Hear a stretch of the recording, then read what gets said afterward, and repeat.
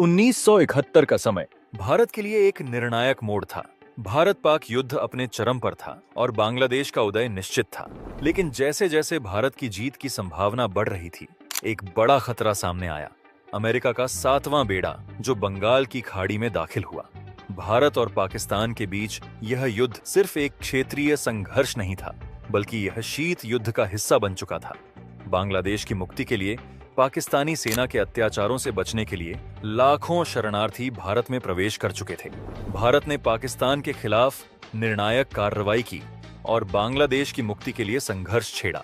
भारत को इस युद्ध में सोवियत संघ से पूरी मदद मिली, जबकि पाकिस्तान ने अमेरिका और चीन का समर्थन प्राप्त किया। यह संघर्ष अब सिर्फ दो देशों का युद्ध नहीं था, बल्कि एक वैश्विक संघर्ष में बदलने की कगार पर था। भारत की सफलता से पाकिस्तान परेशान था और अमेरिकी राष्ट्रपति रिचर्ड निक्सन ने अपना दखल देना शुरू कर दिया।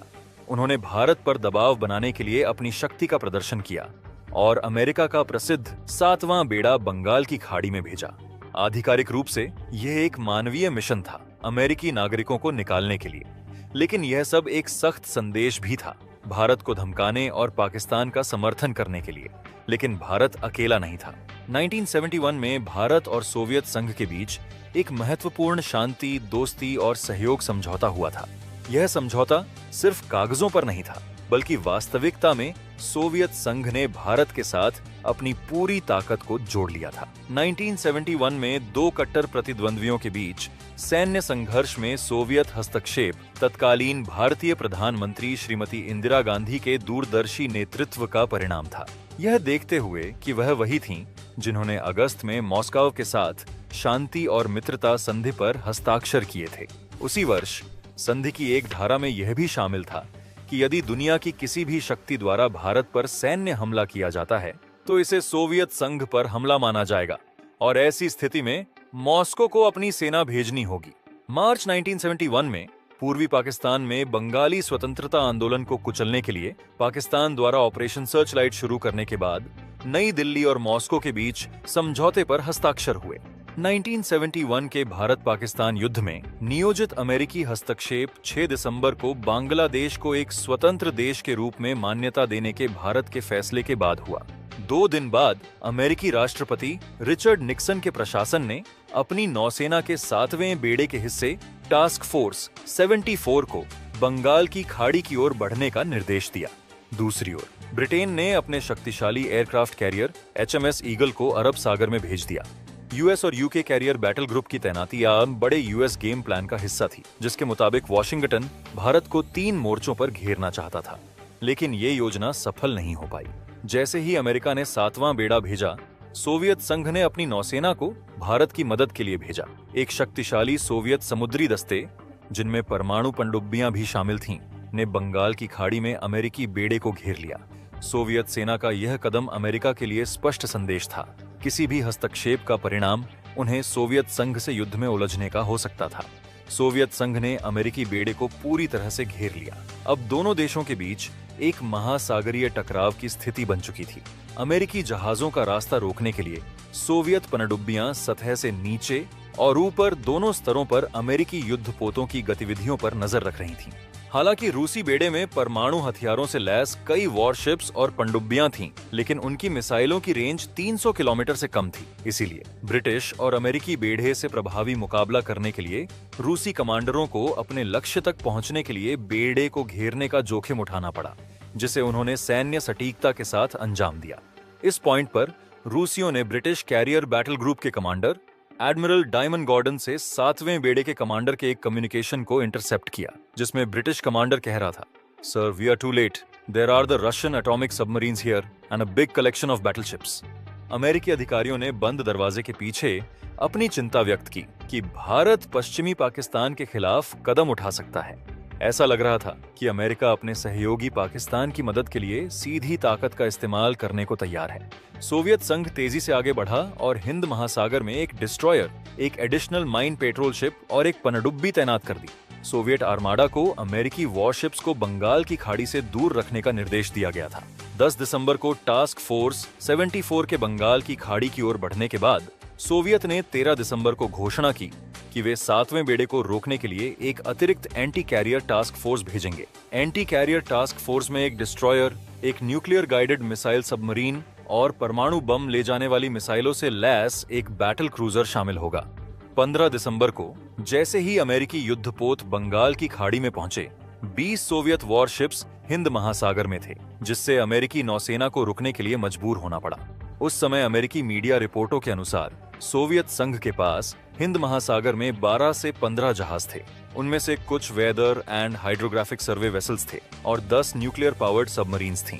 यह शीत युद्ध के दौर में एक असाधारण कूटनीतिक और सैन्य कदम था। सोवियत संघ ने अपनी शक्ति का एहसास करा दिया और अमेरिकी बेड़े को बिना गोली चलाए ही भारत के खिलाफ किसी भी कार्रवाई से रोक लिया।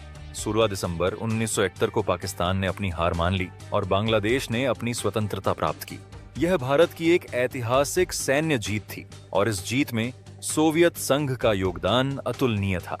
सोवियत संघ की नौसेना की मौजूदगी ने अमेरिकी बेड़े को रोका, जिससे भारत को पाकिस्तान के खिलाफ अपनी सैन्य कार्रवाइयों में कोई रुकावट नहीं आई।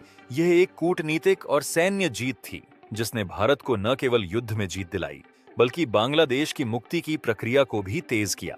1971 का युद्ध सिर्फ एक सैन्य संघर्ष नहीं था, बल्कि यह दिखाता है कि जब अंतर्राष्ट्रीय सहयोग सही समय पर होता है तो युद्ध की दिशा पूरी तरह से बदल सकती है।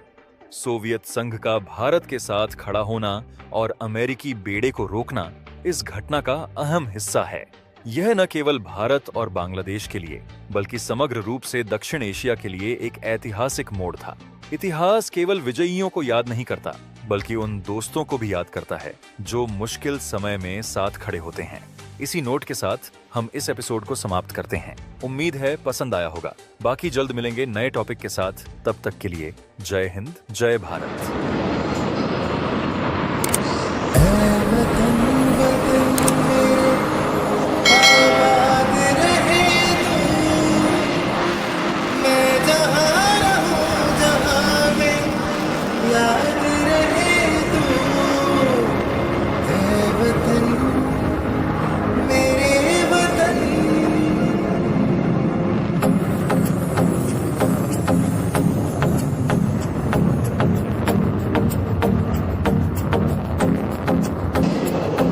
मेरा रंग दे,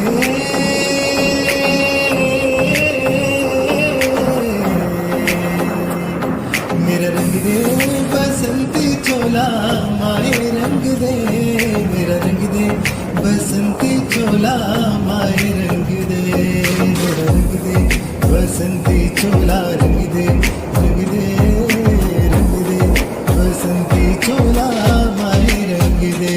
कर चले हम विदा जानो तन साथियों, अब तुम्हारे हमारे वतन साथियों।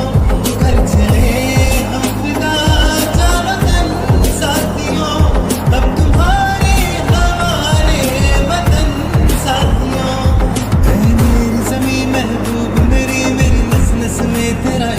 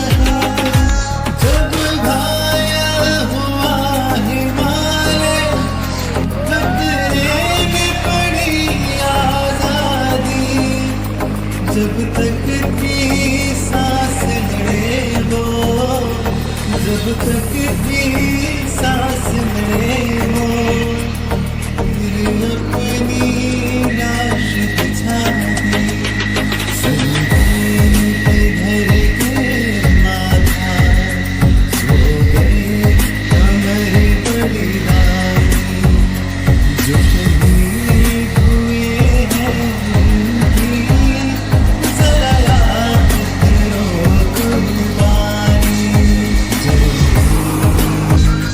जय हिंद की सेना, जय हिंद की सेना, जय हिंद।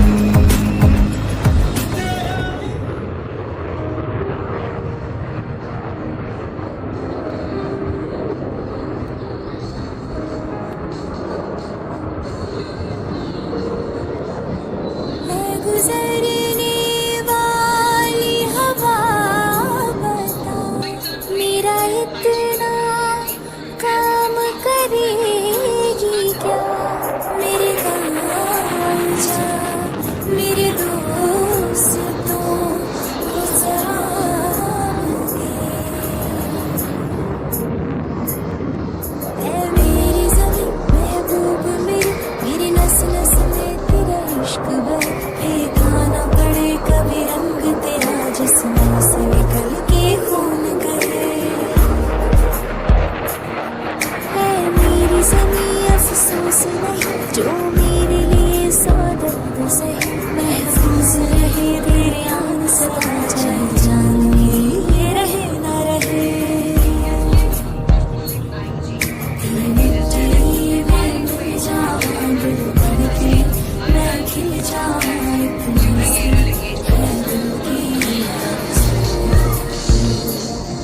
तेरी नदियों में बह जाऊं तेरे खेतों में बह जाऊं इतनी सी है दिल की।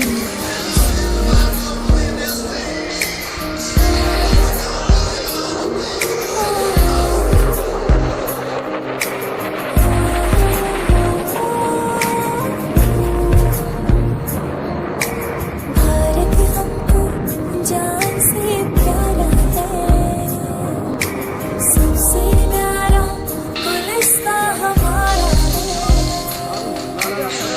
सदियों से भारत भूमि दुनिया की शान है, भारत माँ के चरणों में जीवन कुर्बान है।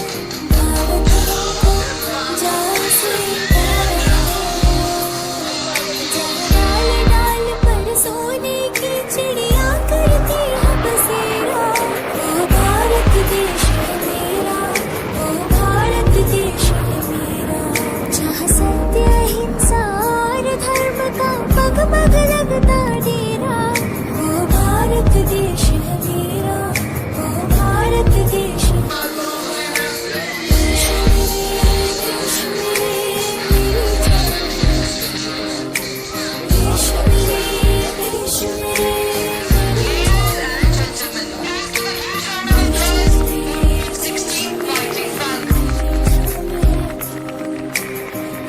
मेरे, देश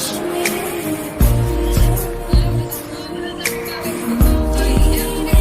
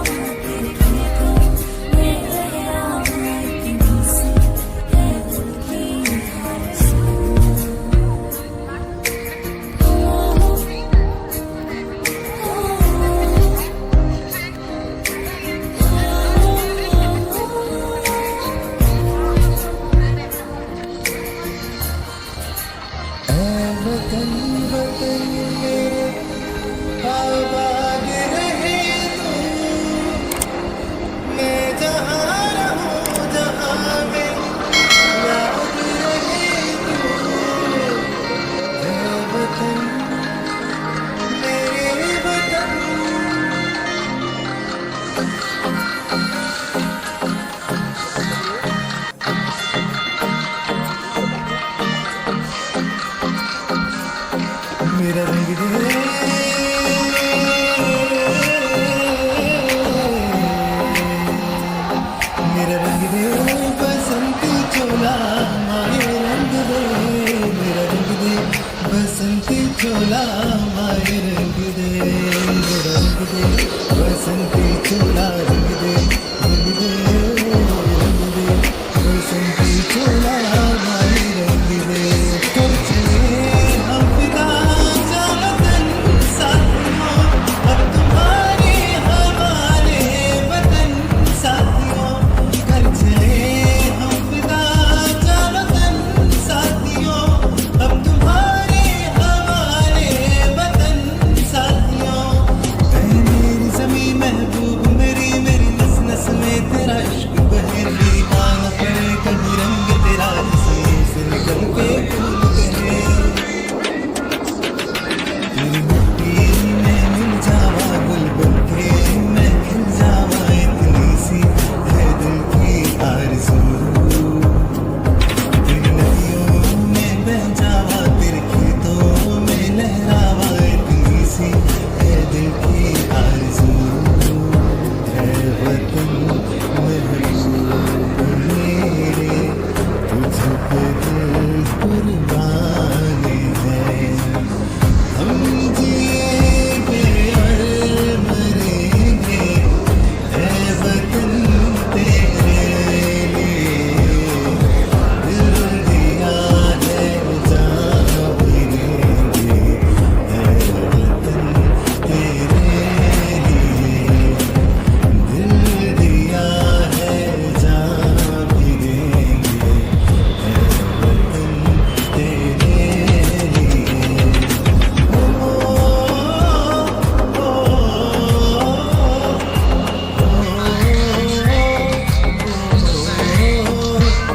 से आगे हैं जागे हैं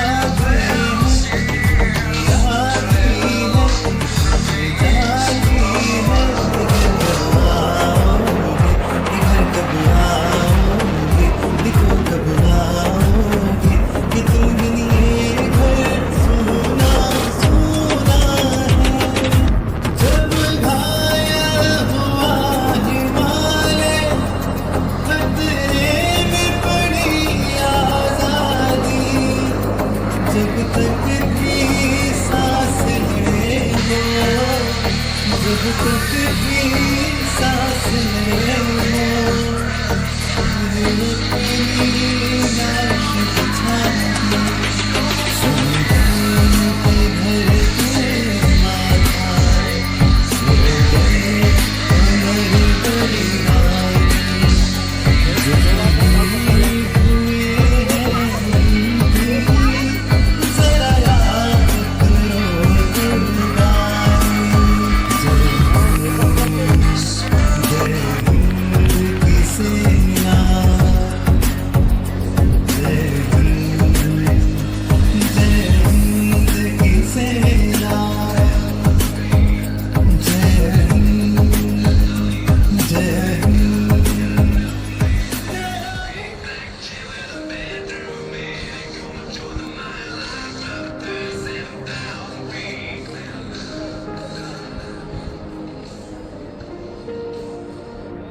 ऐ गुज़र